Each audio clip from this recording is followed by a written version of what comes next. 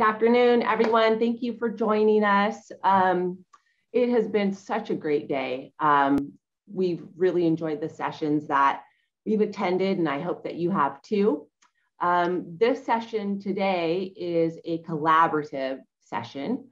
We really wanted to introduce you to planning for your fall. All too often, our department has introduced something brand new, a brand new tool, or a brand new way of doing things at Flex. And the feedback has been that it's really hard to implement those changes when it's the work day before the semester begins. So it's very exciting to see those things, but actually applying them to classes, a little bit of a challenge. So today we're going to give you a taste of some of the workshops that we have and expand on the description of them so that you can think about what you'd like to focus on for the semester. Usually the rule of thumb is to try one new thing for a semester. And we know that that has been a luxury to just have one thing. But these sessions that we are reviewing for you have been attended by hundreds of faculty.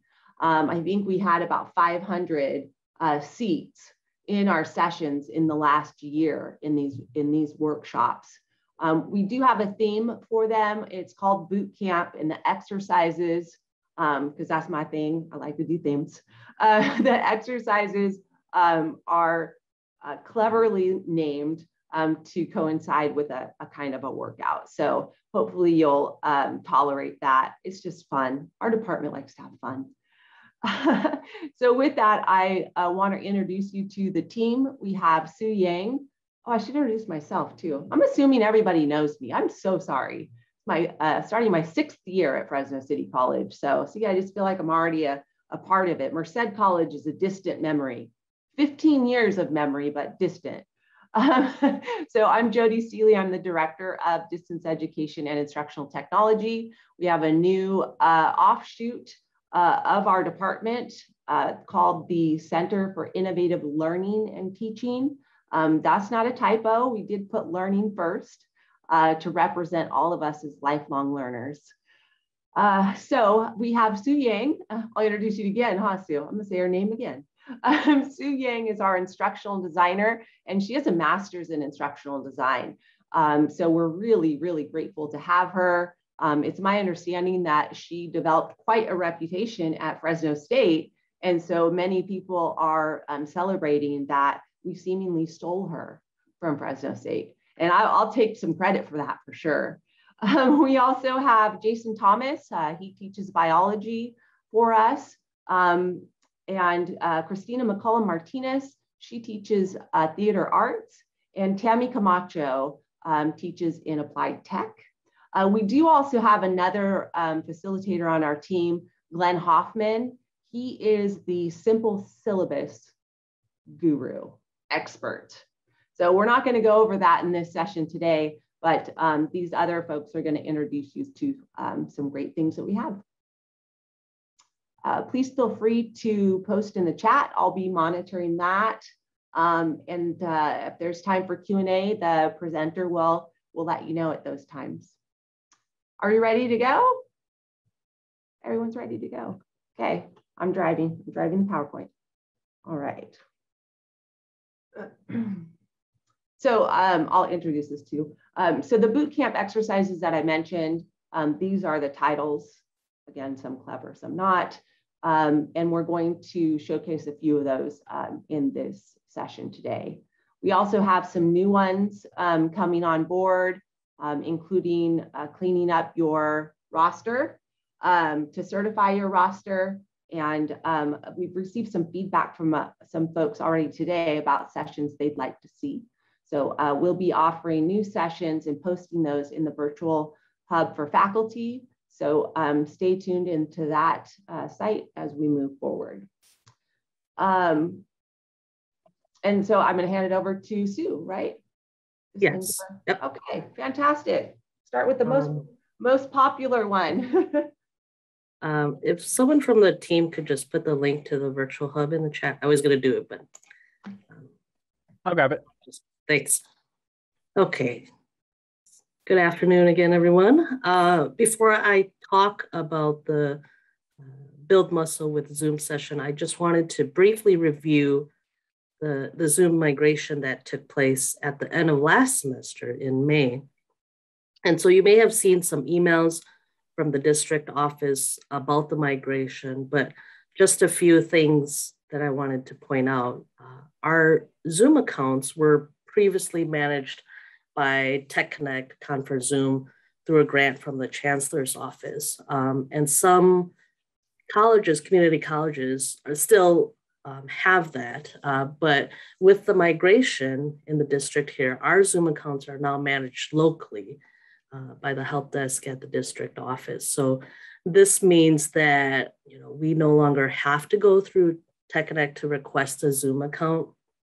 One is just automatically created for us based off of our Fresno City credentials then. So instead of having to go to the CCC Confer Zoom.zoom.us website, you can simply now just go to the sccd.zoom.us. So if you have the Confer Zoom web page bookmarked anywhere within your browsers, you may want to update it to the new Zoom web page there then. Secondly, you may recall that in Canvas, to access Zoom meetings, you would click on the Confer Zoom link in the course navigation menus. But with the migration and the new Zoom LTI integration in Canvas, this link will now appear simply just as Zoom. So when you initially click on the Zoom link in your courses, you may have to connect an authorized Canvas to connect with your Zoom Pro account. But once you do that, then that's a one-time thing. And so moving forward beyond that, then you can just simply click on Zoom to access any of your meetings or schedule any of your sessions. Another thing I want to briefly mention as well is that you will also see that any new meetings that you schedule will now have the SCCCD instead of the CCC Confer Zoom URL. And so when you share those meetings with students, whether through email announcements in your courses, it'll have that SCCCD in the web address. Okay, next slide. Okay, that one. Oh yeah, there we go. Yes, that was it. Okay, so as I had mentioned earlier, you no longer have to contact Tech Connect to create a Zoom account. So if you don't have a Zoom Pro account, or if you need to double check or configure your account, you can simply go to the sccd.zoom.us webpage and click on the bottom button where it says sign in or configure your account. And then you'll use your Fresno City College credentials to log in. And once you've successfully logged in, you'll just see your Zoom profile, be able to schedule new meetings, access any recordings, your settings, and so on and so forth. Next slide. Okay, so two new things that were released as well too. As of February of this year, live transcriptions are now available in our Zoom accounts. And so live transcriptions allow participants to enable and read the transcription occurring during a live meeting. And so currently live transcriptions only supports English, and the accuracy of the feature depends on many variables. If you have background noise, your volume, the clarity of the speaker's voice, and so on and so forth. And so because of these limitations, it is still best to provide captioning for any videos that you plan to use for instruction. But in a Zoom meeting that you are hosting, you click on the live transcript on the Zoom menu bar, and you just select enable auto transcription. And so this allows Zoom to start providing the live transcription, and then also for your participants to be able to enable this service then. It's up to the individual participants if they want to enable this on their screen. And so it just depends on if you have it showing or not. Yeah, is that enabled right now? I don't actually see it on my screen. Is it because I'm sharing? Yes, it is enabled. In your Zoom menu bar, if you click on, if it says live transcript, you can just click on that. But if you don't see it, you can click on that more with the 3 dots. Yes. And it's going to say show subtitle.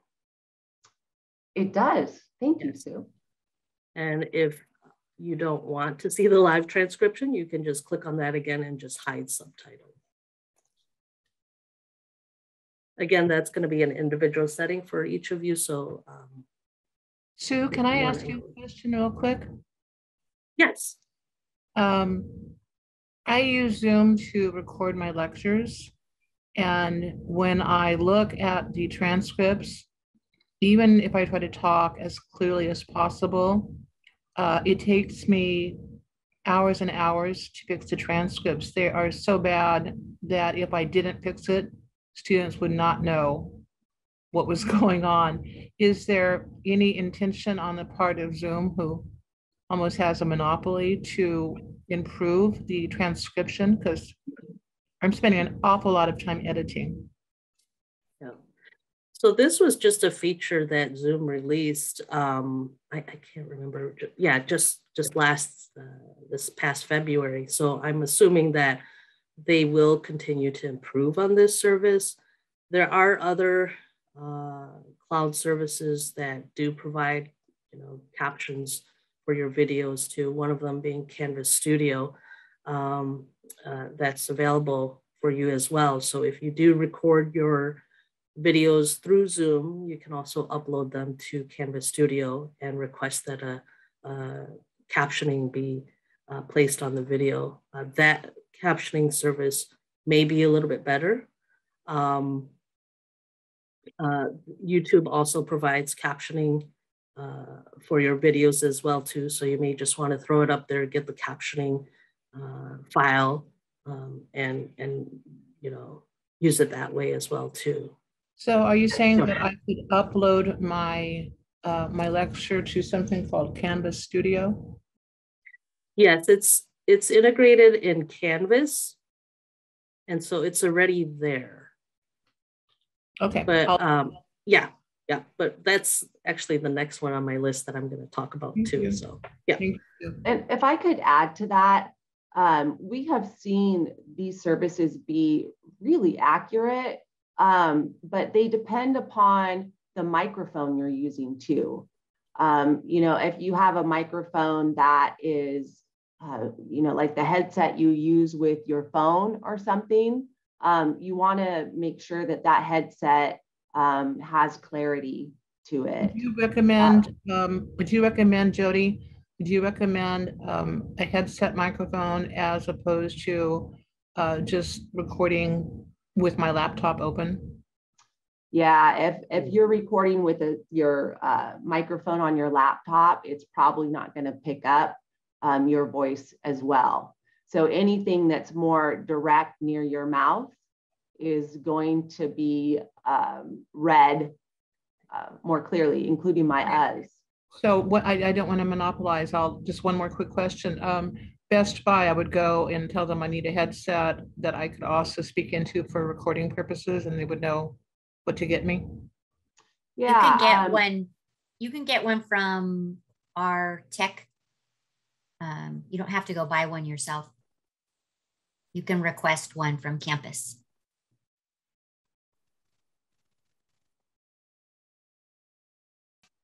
Either way, if you want to have your own, I think any type of headset microphone would serve you well.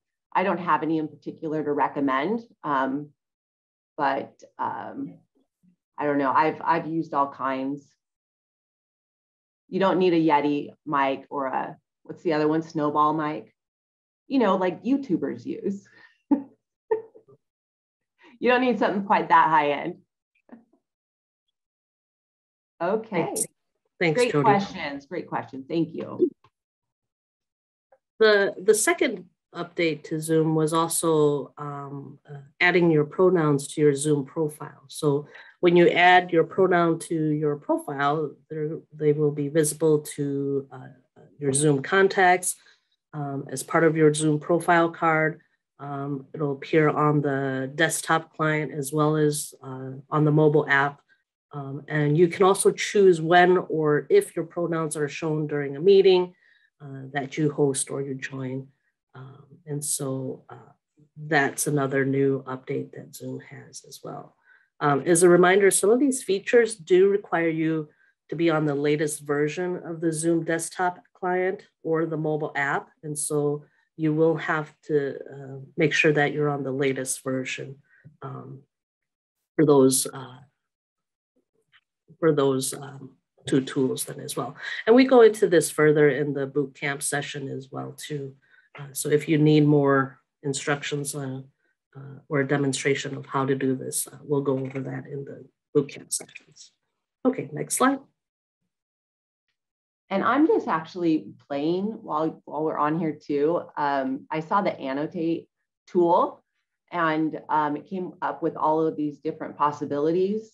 I have never used them before, so forgive me if that's showing my newness, but I can point to and draw and highlight all kinds of things on the screen. Might be helpful when you're explaining something to students.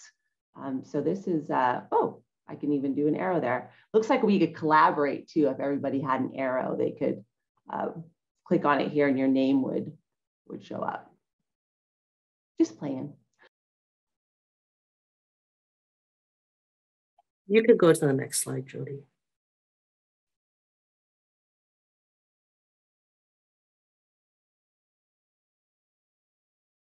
Thanks.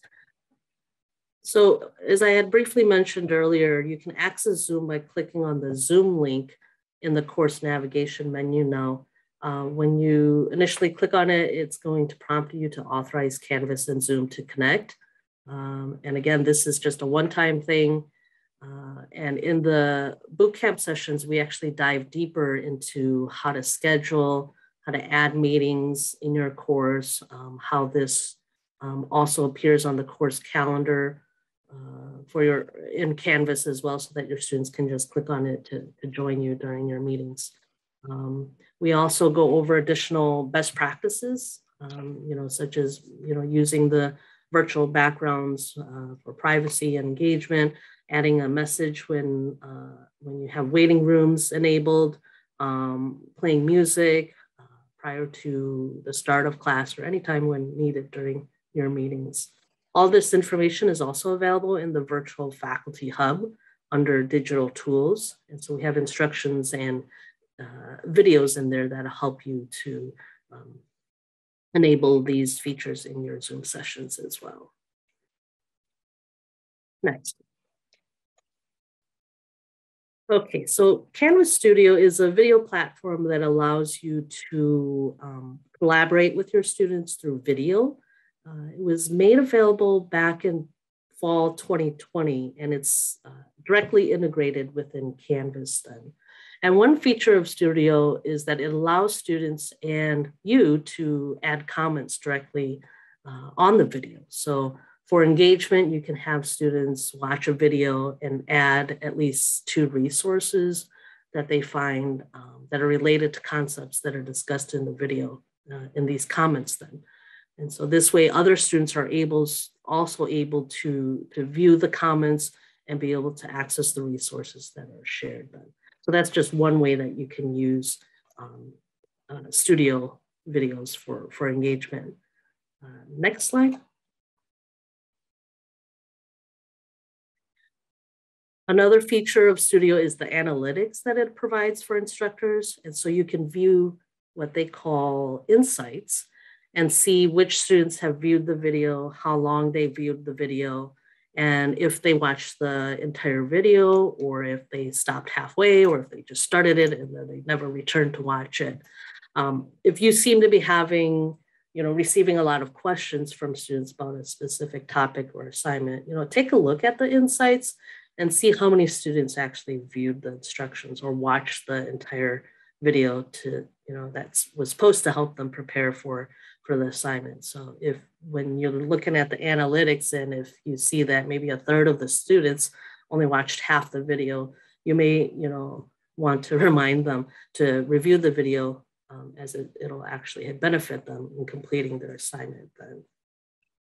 When you record or upload a media file into Studio, you can also embed the file anywhere where the rich content editor is available. So on a page, in a discussion, or in an assignment. And you can also share videos in your library to other courses where you are an instructor as well. And so we go into more detail about this in the bootcamp session. Next, please. So additional items that we cover in the Canvas Studio session includes like curating media. You can curate videos from YouTube and add them into your Studio library. We show you how to add media to the rich content editor. You also can allow students to use Studio to submit their assignments to you. Studio comes with a feature that allows you to request captions for videos. And so we show you this process during the session. We also look over the analytics portion that I had mentioned earlier and how you can access that data. Again, if you are interested, we have upcoming sessions at the end of this month on Studio and on Zoom. And so you can find that information in the virtual hub for faculty with the registration links. And next, I'll hand it over to Tammy, who is going to talk about rubrics.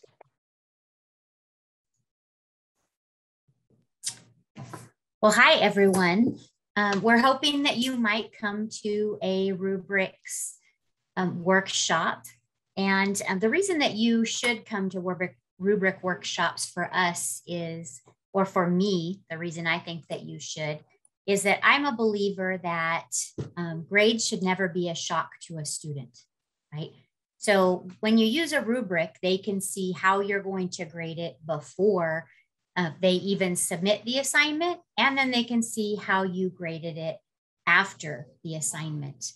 It shows the learning outcomes as well. And I'll get to just a quick snip to show you that if SLO assessment is a pain in your butt, you can attach your SLOs to your rubrics. And then at the end of the semester, or when you're ready to do your SLO assessment, it's a matter of running a quick report, which really saves us some time. Right, go ahead and move on. I'm sorry, did you want to share your screen, Tammy, or is that? Not quite yet. Go to the next slide and then I will. Thank you. Okay. And this, I actually had put this in, you might not have seen it, but I mentioned in our last session that all of the workshops and certification courses that we offer from our department are all built around the CVC OEI course design rubric. And this rubric is really fantastic. It's the most recognized rubric in the state of California. And it's based on years of experience, evidence-based research, and adult learning theory. This rubric has gone through a couple of edits, but the heart of it has remained the same. They did add some other language for equity in course design. So you'll find that each of our bootcamp exercises will be attached to learning outcomes that relate to that course design rubric. So in other words, we don't just get together and hang out and chat. This is what I do. This is what you do. There actually is an intentional design for these workshops.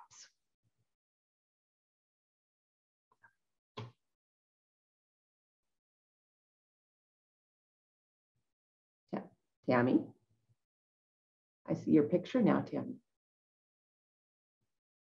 Did we lose her? There. Oh, there. I don't know why I all of a sudden went muted, and I'll do that again. Rubrics are a useful tool for consistent grading. It can help you remove the subjectivity because it turns it to be objective. and thus removes the issue of students saying, well, they just don't like me, right? And when you go to grade, you can actually grade anonymously. So you don't even know what student the assignment is from. There are some huge benefits to learning about using rubrics and then using them in your class. Again, it's clear expectations. That's prior to, and then it's immediate feedback right after you grade. Students can immediately see why they got the grade that they got, right? Instructor benefits, it's much quicker to grade. I'm going to share my screen in a moment and show you, including one of my favorite things is that if you use your Instructor app, the Canvas app on your phone, I don't have time that's wasted. If I'm sitting in the parking lot waiting for my child to get out of volleyball practice, I can guarantee if school is going, I'm on my phone grading assignments that I can grade from my phone. Some of them are harder because the phone is too small, but it's much quicker grading, not only from your office or your large computer, but also from your phone, where I'm not having time wasted in a doctor's office or wherever it might be. It also limits students' questions. I'm a big fan of, after I use a rubric, when students still say, why did I get the grade that I get? My response to them is, please look at the rubric that I completed and the comments that I typed in there, right? So it puts some self-responsibility onto the students to, manage their grade and look and see why they got the grade they got. And then they start to look at the rubric more closely before they submit assignments as well. If you go to one of our boot camps on it, you're going to learn some of these benefits in more detail. And then also you'll be walked through how to create a rubric. You can actually find existing rubrics and then how to grade with rubrics. So let me share my screen. I'm going to stop. Tammy, would it be safe to say that tutors would use the rubric to help students in certain disciplines or all disciplines? Well, yes. If I have a tutor or you have a tutor, because a student can see a rubric even before they turn in an assignment, they can also print it, right? So if they're going to work with a tutor, whether it's digital or printed, they can show that tutor that rubric ahead of time. And then most of us have directions as well that go along with it. But it does really streamline everything, whether it's you talking to the student and trying to get across to them that this is what you expect. I've had students, I get a lot of incoming freshmen, and I will get an email that says, I've turned in all assignments. How come I have a D or an F? And so I'll say, well, are you looking at the directions in the rubric? Because it's not all or nothing. I mean, I have very clear expectations, right? So let me show you. You can see my screen right here with the grades. Yes? Yes. Or do you see my beautiful daughters? Which one do you see? I have two monitors here. Yeah, we see your grade book. Okay, perfect. Thank you. I just want to make sure I shared the right monitor. Okay, so I'm going to go into student view on this one.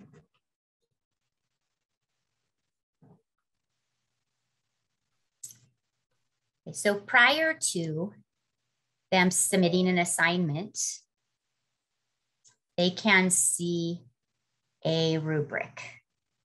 I should have clicked next already to be more prepared on this one.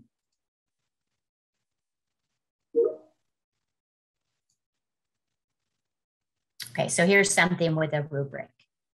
And you can see, I'm going to scroll fast so you can't read it, but you can see I have a set of directions and a video. And because this is an assignment with a submission, if they keep scrolling down, they can see my rubric and they can see all the standards and the possible points that are available. Now, this one is not as detailed as most because they have to do a task and then submit a screenshot of it, and it's all or nothing. Most of my rubrics are not all or nothing, and I'll share that with you.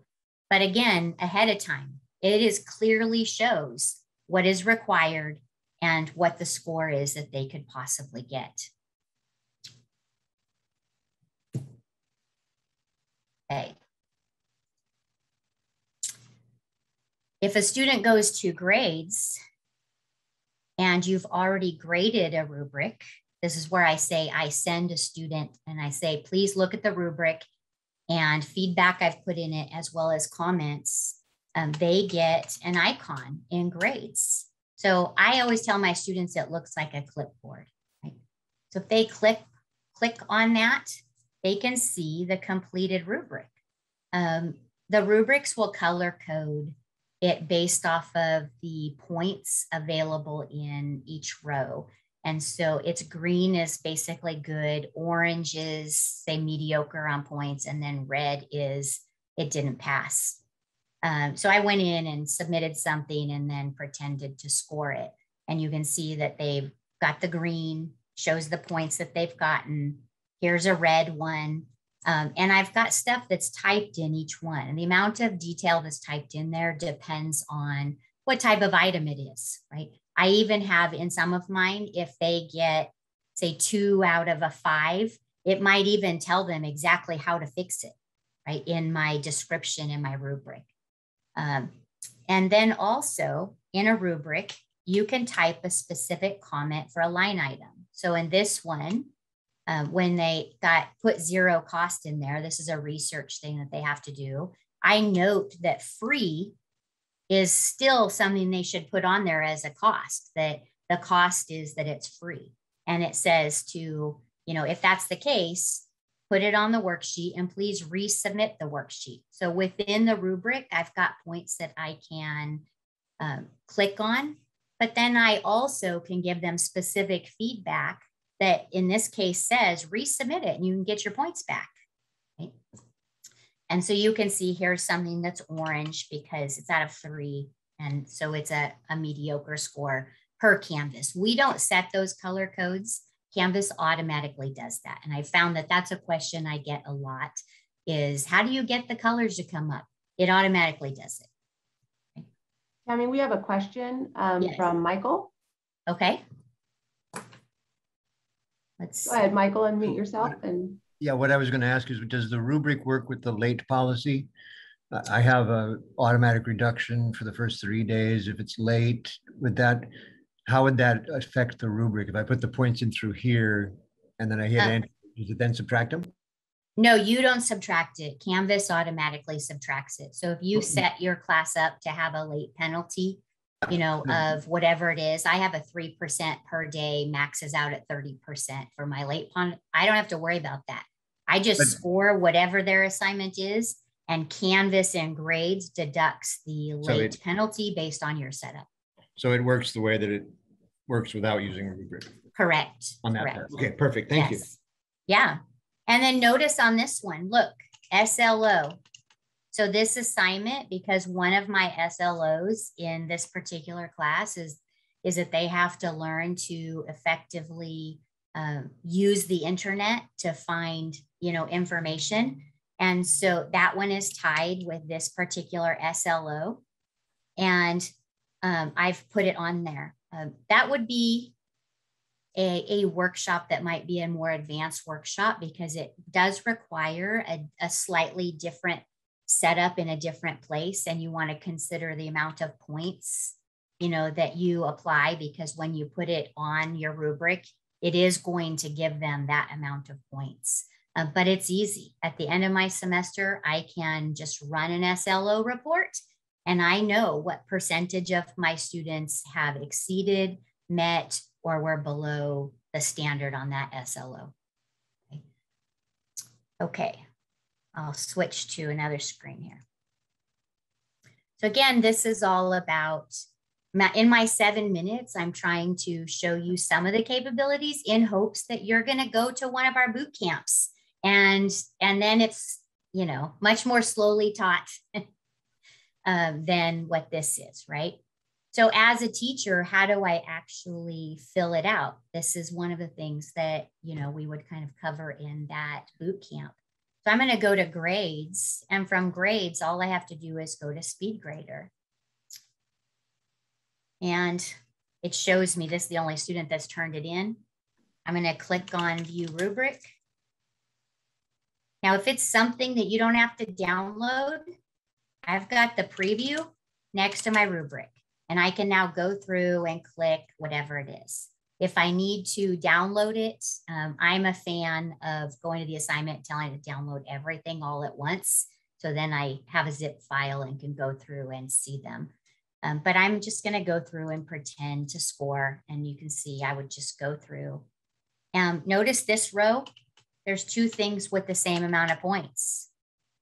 That allows me to have more detail in there for students, because I don't want to type comments over and over and over again, the same comment. So I've got it in the rubric where I can click that your hanging indent's not correct or your left indent is not correct. And it actually tells them where to go to fix it. So your rubric doesn't have to always be 5, 4, 3, 2, 1 on the rows.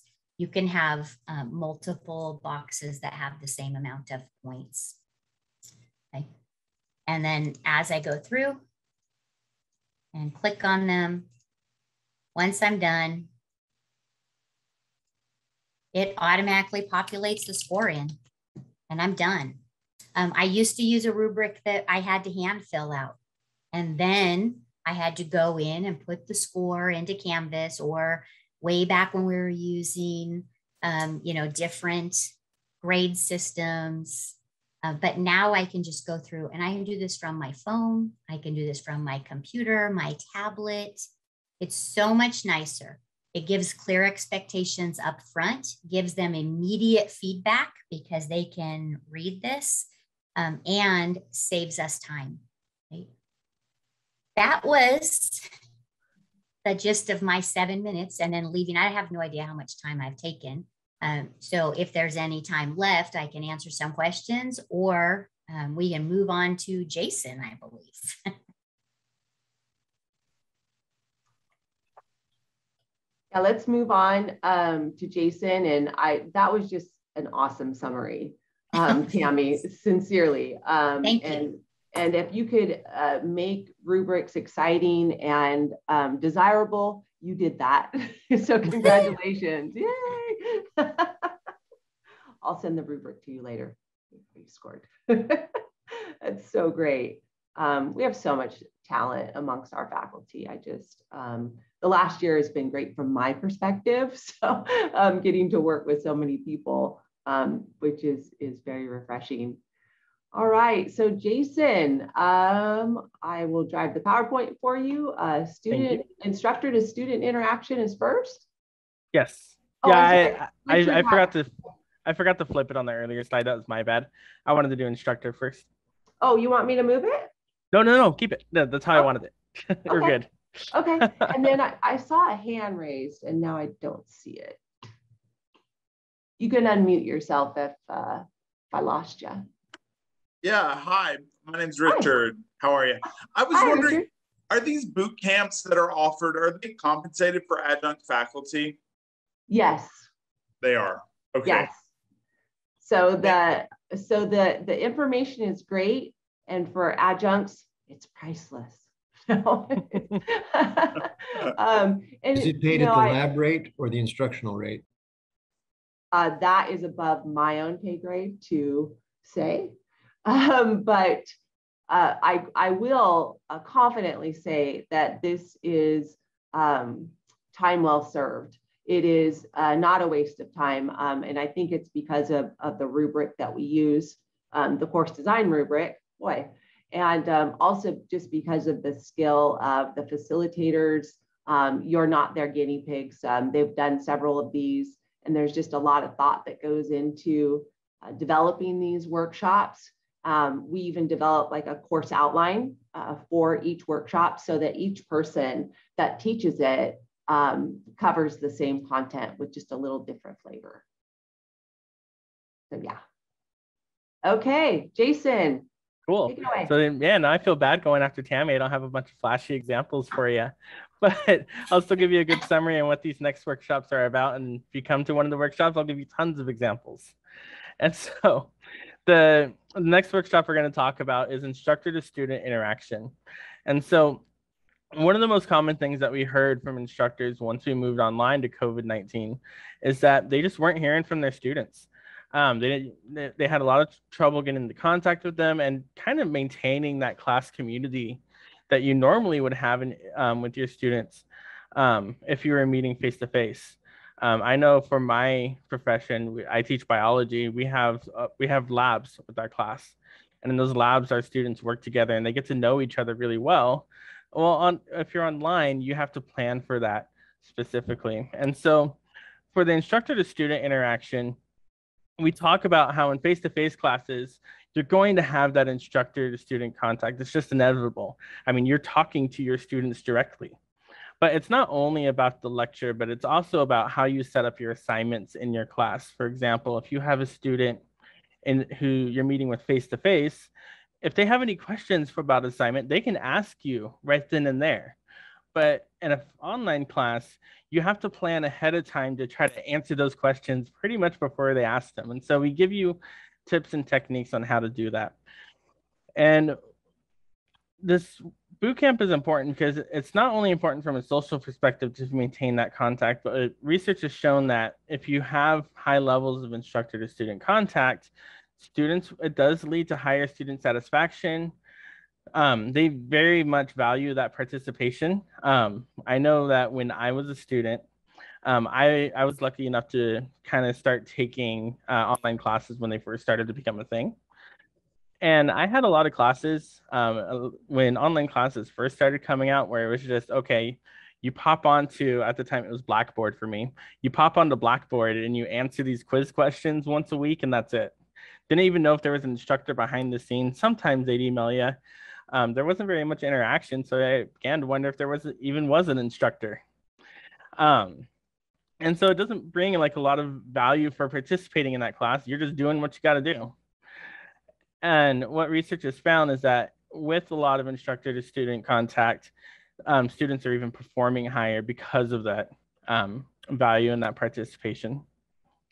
And then if that doesn't motivate you more than anything else, it can actually save a lot of time if you are intentional in how you set up your classes. If you try to answer all of the questions students have for an assignment before they ask them, it's going to cut down on the number of emails you get. If you use rubrics, like Tammy was saying, and students know exactly why they lost points on an assignment, again, it's going to cut down on emails. And so putting the extra work in ahead of time to plan this instructor to student contact can overall end up saving quite a significant amount of time that you're putting into your classes and save that time for more meaningful interaction. Next slide. So this bootcamp is aligned with the CVC OEI rubric as well. And so it's aligned with section B. And so in this bootcamp, we're going to talk about pre-course contact. And so that would be setting up your welcome letter, maybe doing an introduction discussion board like icebreakers and stuff.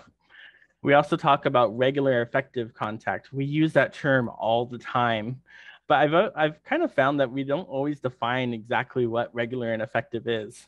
And so we really break down what regular effective contact is. And then we not only talk about the teacher initiated contact, but we bring up student initiated contact as well. So not only do we need to reach out to our students, but we want to create avenues where our students can reach out to us as instructors as well. Go in the next slide. And so not only is the importance of instructor to student contact realized in the CVC OEI rubric, but we're required to do it. It's part of Title V. And so our governments have decided that this is such an important concept in our class that they have made it law. And so our classes are required to have regular effective contact between instructor and students. And it even gives little tips on how to do this. It doesn't matter if it's synchronous or an asynchronous class, you want to make sure that that contact is present in your courses. And so we give plenty of tips on how to do that. The next slide, please. And if I could chime in Yeah, go for on this. So I was actually at the chancellor's office in a group that wrote these. So Oh, awesome. it's not the big bad government, Jason, but the reason that this is in here is so that we don't have a bunch of canned courses. And I'm gonna shine the light back on those big bad profit-making companies, and to say that this helps us support quality instruction over MOOCs. It values the position of the instructor and the student, and that is incredibly important. It was very difficult to put that in language, but it is there. So that's it. And so in the workshop specifically, the workshop's structured so that we focus on different timings of your class.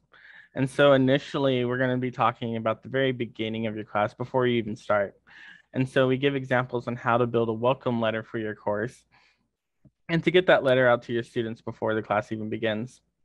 We talk about giving introductions in your class, so giving introductions both as an instructor to your students, and then also getting your students in together to start making introductions as well, so you can begin to start to build that community in your class. Then we talk about the very start of your course. And so again, this is introductions. For majority of online classes, we usually recommend to have some type of introduction discussion board where students can introduce themselves and have some type of icebreaker to get everything started. We also talk about having a well-written communication policy that talks about not only getting in contact with the instructor, but maybe even talking about what your grading policy is and your commitment to your students. We also teach you how to set up Name Coach for your class. If you haven't used Name Coach before, Name Coach is integrated into every Canvas class. I think by default, it's enabled on your navigation panel. And Name Coach is a great software that allows your students to go in there, record the proper pronunciation of their name, as well as put down any preferred pronouns that they would like you to use. And so we definitely recommend using Name Coach in your course. And in this bootcamp, we show you how to set it up. And then we talk about what you can do throughout your course.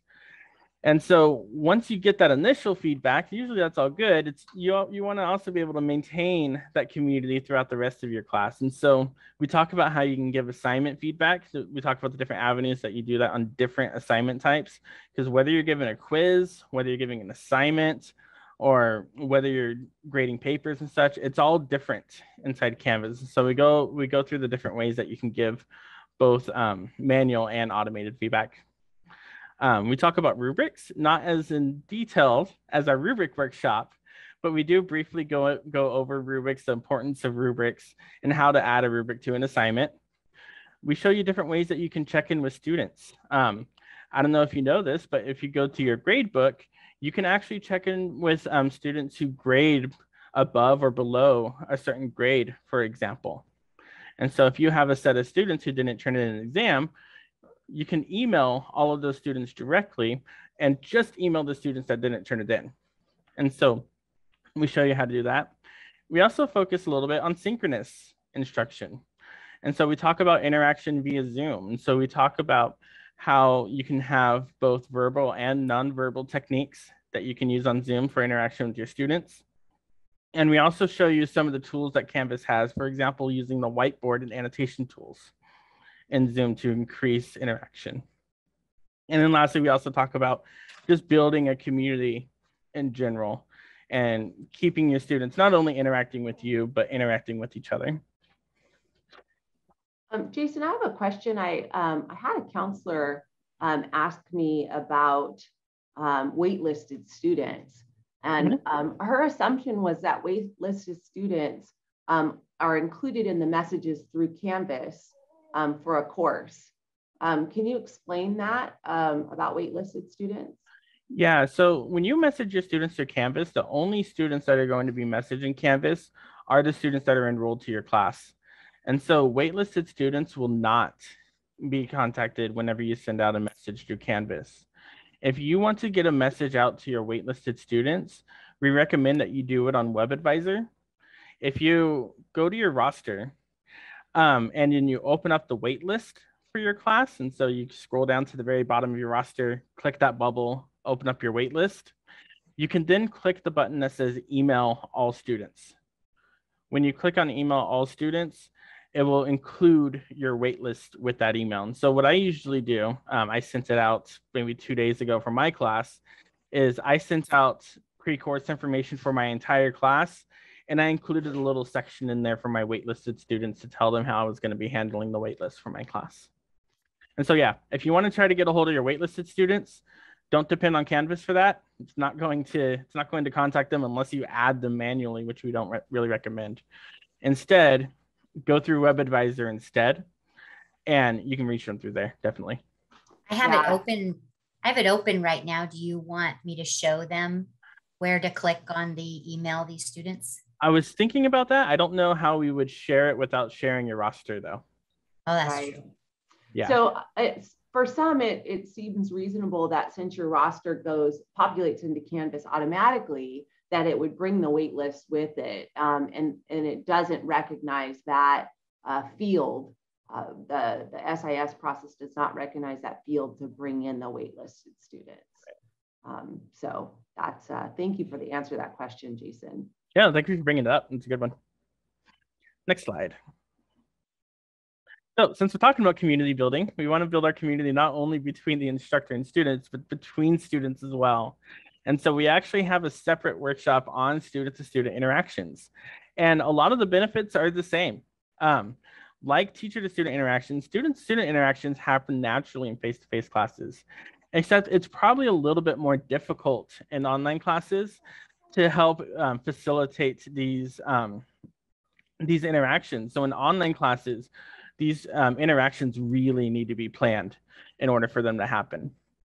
And go back to just thinking from when I was a student, I've definitely had classes before where I wasn't even sure if other students were taking it. There's no discussion boards, no nothing. And so if you don't purposefully plan to have interactions between other students, we want to make sure, if you don't intentionally plan for it, it's not going to happen. And so you want to make sure that there's actually some type of intentional planning there.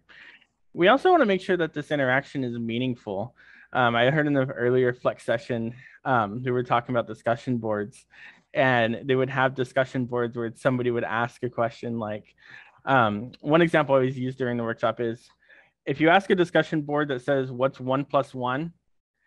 Student's going to answer 2. If you ask another student to respond to that, we don't have very much room to reply with anything meaningful, like, oh, wow, we really like how you got 2 for that answer. It's like, so you want to make sure that your discussion boards are planned in a way that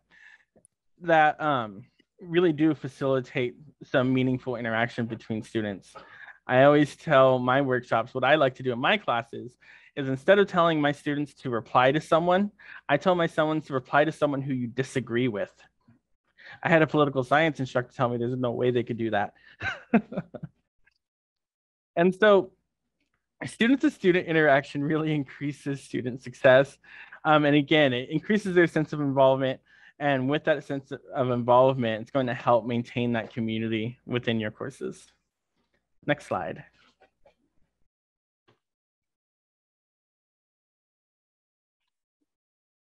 Again, this is tied directly to our CVC OEI rubric, and so it's tied to section B. Section B is going to cover student-initiated contact with other students.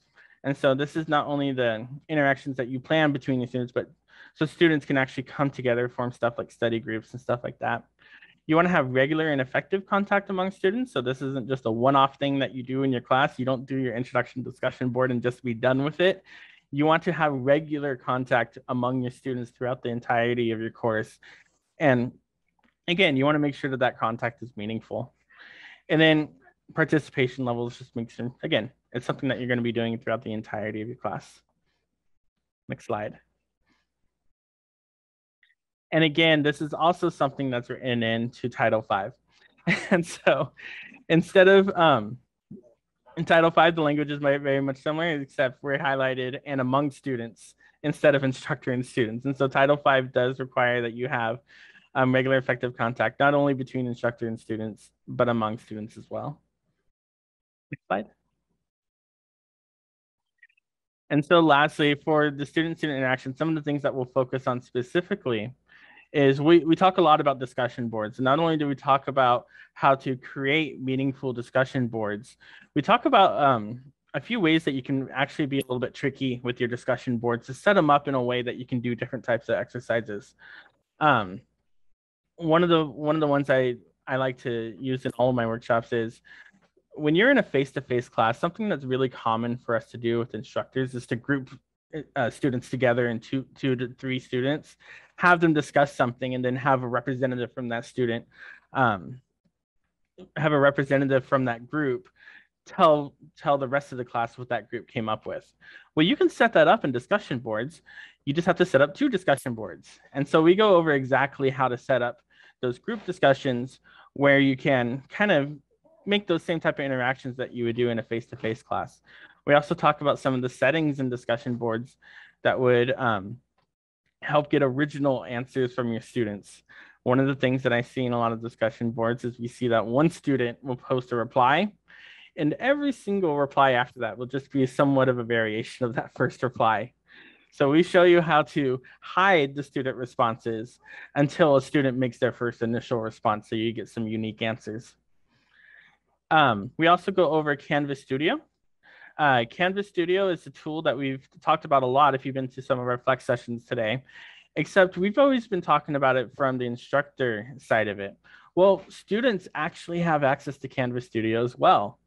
And so I've seen some classes use discussion boards to post Canvas Studio videos, and that's how they're doing their class presentations in asynchronous courses. So that they would record it using Canvas Studio, and then students can come in and ask questions to their presentations.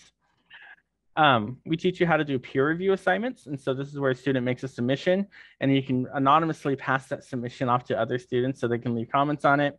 I talked a little bit about the creative assignment building. So being creative and how you move those discussion boards around for different activities. And we also go over synchronous lecture techniques. And so, for example, one of the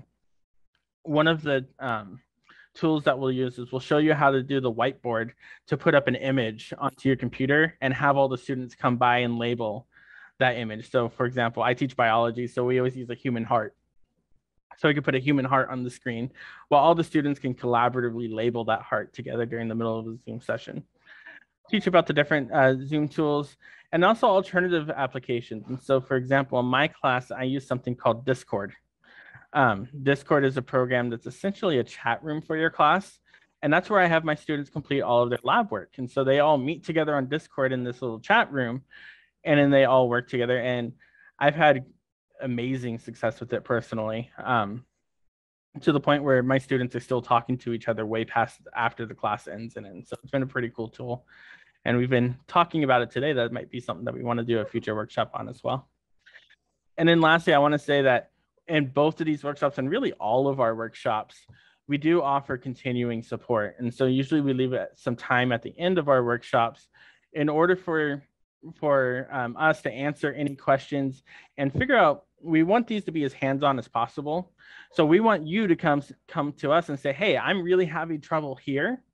So we can solve those problems while you're there at our workshops. And so for all of our workshops, we offer that continuing support as you come in. And that's it for my sections. And so I think up next we have Christina.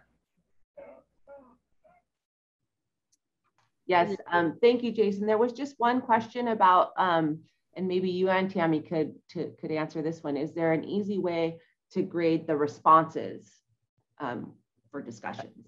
Yeah, so I think it's going back to discussions, right? Yeah. You can grade the responses through SpeedGrader, just like you can almost any other assignment. Yeah.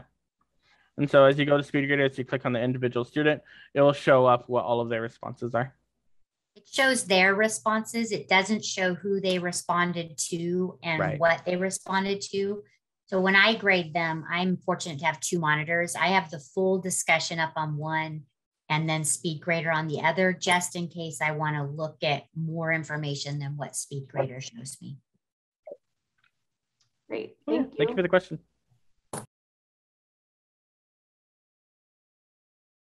All right, Christina. Hello. So I am going to talk about the gradebook just a tad bit, a little bit shorter because I'm not as thorough, I guess, as some of the others. But the gradebook, we know, like, we could obviously post our grades in there. We can use SpeedGrader, but there's a lot of other ways of finding SpeedGrader. There's a lot of ways of editing grades. There's actually some new things with the comments that you leave for your students in the gradebook. You can actually start saving those comments, and then you can manage the comments so that you don't have to keep typing out the same response every time, which is really useful. That's actually new. Just I think this past semester, towards the tail end of spring, they started that. And then how you post your grades for assignment, if you're not sure. There's so many different places that you can post your grades. There's different ways of getting to those places. So next slide, please.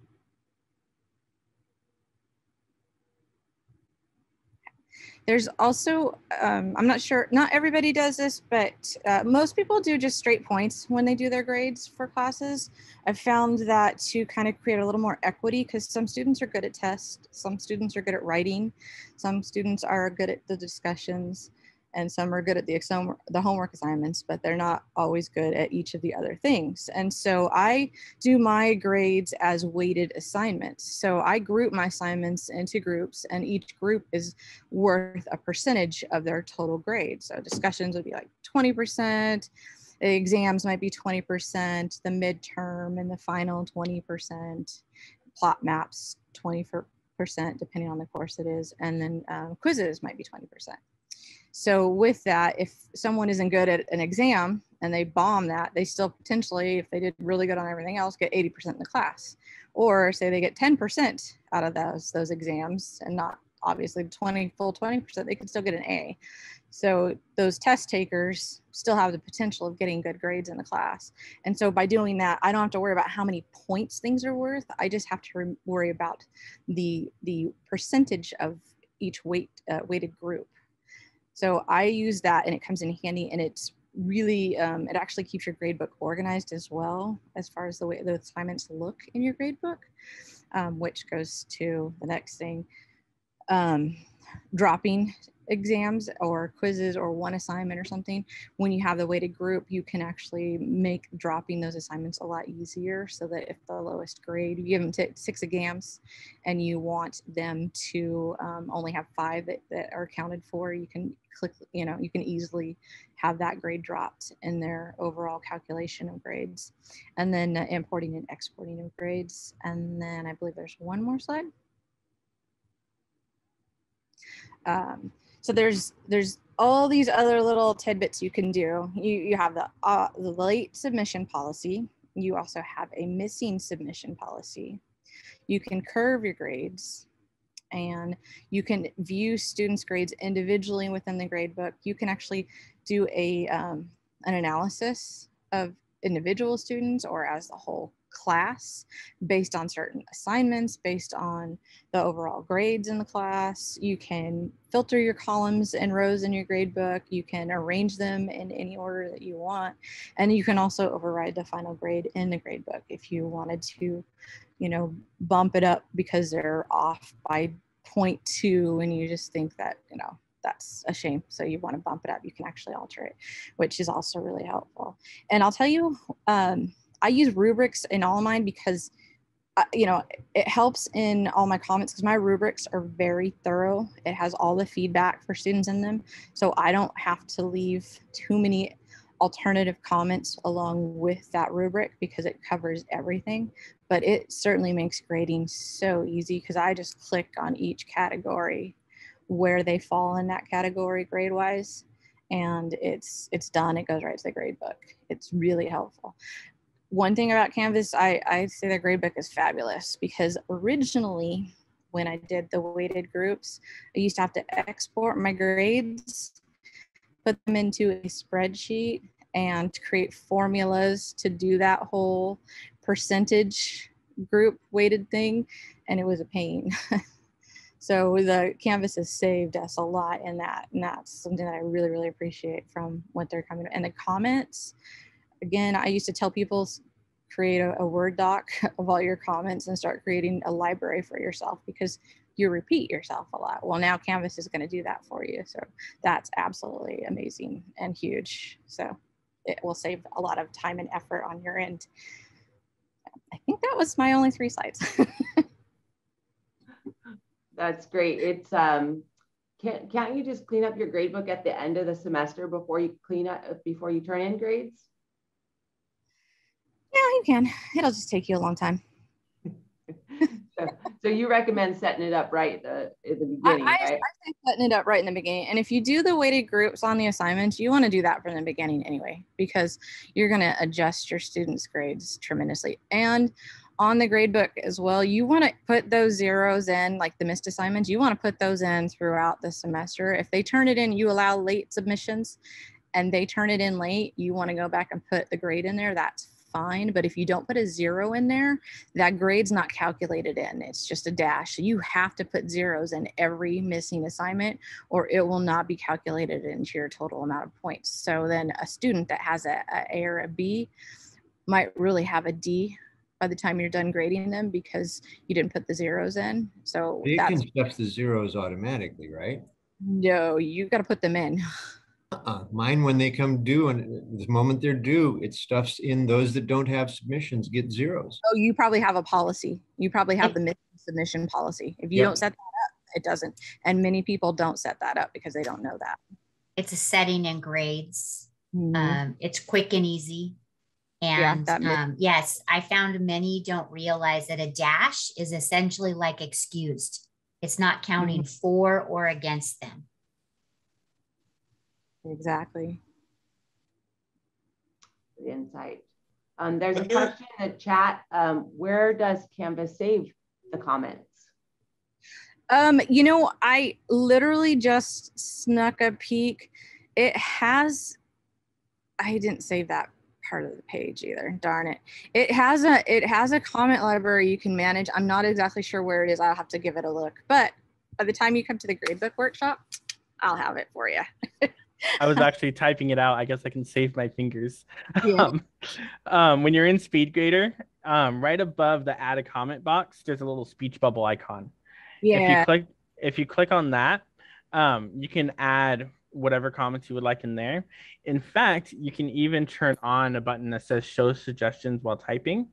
And so as you start typing out the suggestion, if it matches one of those, yeah, that's it right there. And so as you are typing out that comment, if you have a similar comment that's saved, it'll even suggest the comment for you, so you can just quickly click it. I used it over the first time this summer. It was excellent. But you also are able to manage those comments too. I'm just not sure. I haven't looked at the library part where they're actually kept. I just know that they're there and you can find them quite easily in the comments when you're typing it out. Yeah.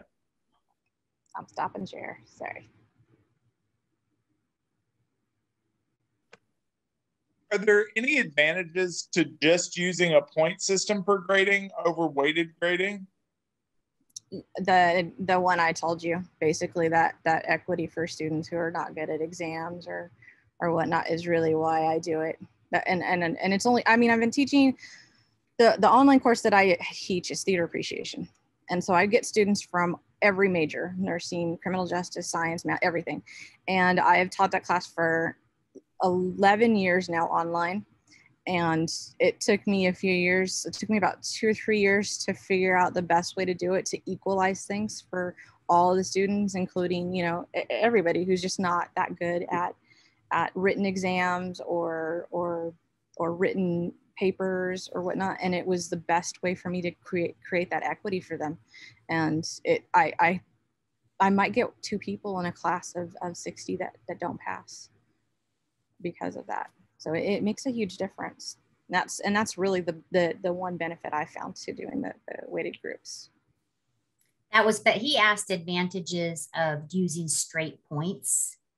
I too use weighted groups, but I mean, if your class had everything the same amount of points and you only have a few things that are being submitted, which is not good, by the way, because you probably don't have enough formative assessments.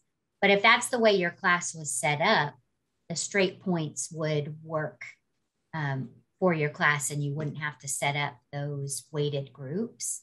But if you're doing enough formative assessments and summative assessments, that weighted assignment process does really help with equity. I do it for the same reason, is that if you have a poor test taker or a poor writer, they still have the ability to pass because everything is weighted, in the class.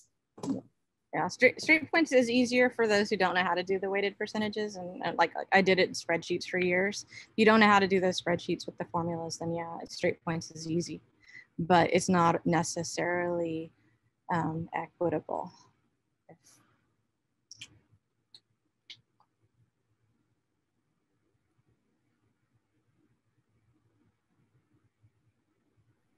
Okay.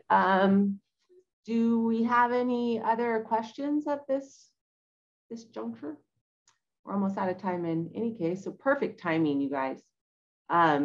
We have received some requests for advanced workouts. So advanced gradebook, advanced Zoom Studio. So we're going to do our best to offer those now that everybody has a foundation in Canvas, in course design.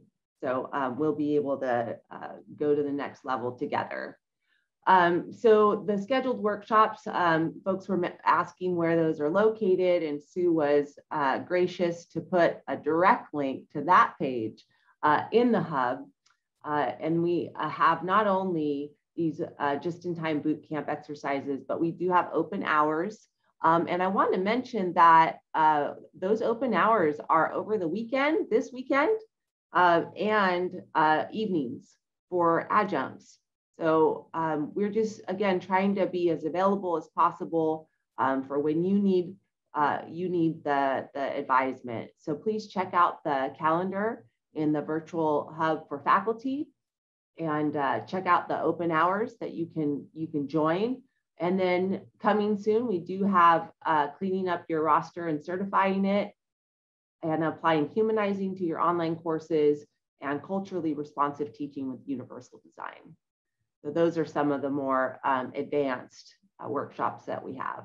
And of course, our certification modules are open and available. Everyone's had basic, which is introduction to course design. That's part 1. Part 2 is about communication, and 3 and 4 are about assessment and universal design with a capstone video to that certification. So with that, I want to really thank all of our presenters today. I want to thank all of you for taking the time to explore even more new material to apply to complement your discipline expertise. So we're here for you if you need to get in touch with us.